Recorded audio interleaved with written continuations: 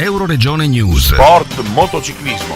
Un solo pilota del Friuli Venezia Giulia partecipa al campionato nazionale di motociclismo. Giovanni Pibeluc, raccontaci il tuo palmarès. Allora, i risultati conseguiti fino adesso sono stati, discretamente buoni.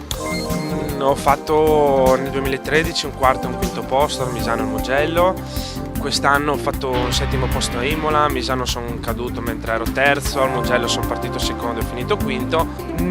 Non vorrei fare il viaggio della situazione o il lamentino della situazione, però diciamo che non ho mai avuto modo di esprimermi al meglio.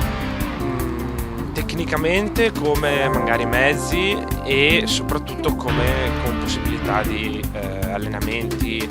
Per esempio quest'anno, prima della gara di Imola, ero fermo da 8 mesi e ho fatto una ventina di giri sul circuito di Adria e dopo sono andato subito in gara contro gente che era già la terza gara di campionato, che aveva fatto tutti i test invernali, faceva delle prove tra una gara e l'altra, mentre io, non avendo una moto mia e non avendo un budget sufficiente, dovevo saltare in sella solo in occasione delle gare.